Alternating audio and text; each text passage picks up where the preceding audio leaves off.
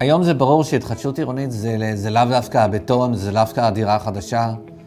זה גם התחדשות אישית, זה התחדשות ברמת השכונה, זה התחדשות תרבותית. ונכון להיום אנחנו מלווים כ-200 פרויקטים ואף למעלה מכך בכל רחבי הארץ.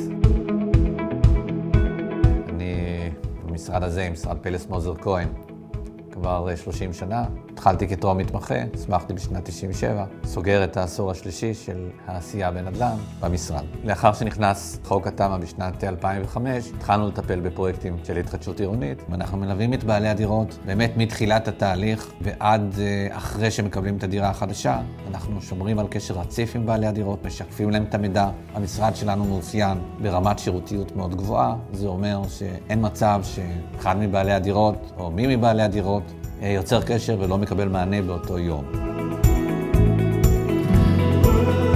קבלת ההחלטה בכניסתכם לפרויקט של התחדשות עירונית היא אחת מההחלטות החשובות ביותר עבורכם. תפקידי ביום-יום הוא ללוות את הדיירים מרגע קבלת ההחלטה על כניסה לתהליך ועד קבלת המפתח ומעבר לו, אחרי קבלת טופס 4, שנת בדק וכל התהליכים הקשורים בכך. משרדנו ילווה אתכם תוך זמינות מקסימלית, שמירה על האינטרסים שלכם ומקצועיות לאורך כל התהליך.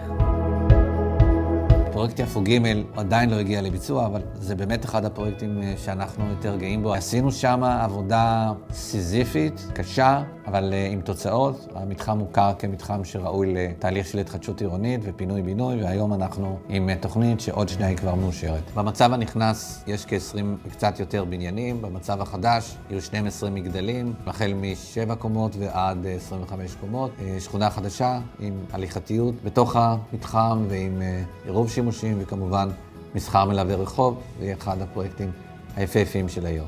אני רוצה לאחל למשרדנו להמשיך בעזרת השם ולשגשג ולהטביע את חותמו על כל תחומי המשפט והכלכלה במדינת ישראל. אני מאחל שמחלקת ההתחדשות העירונית הנפלאה תמשיך להטביע את חותמה כמשרד המוביל בתחום בכל רחבי ישראל, ובעזרת השם נעשה ונצליח. אנחנו במשרד פלס מוזר כהן עוסקים בנדל"ן כבר 30 שנה ומעלה.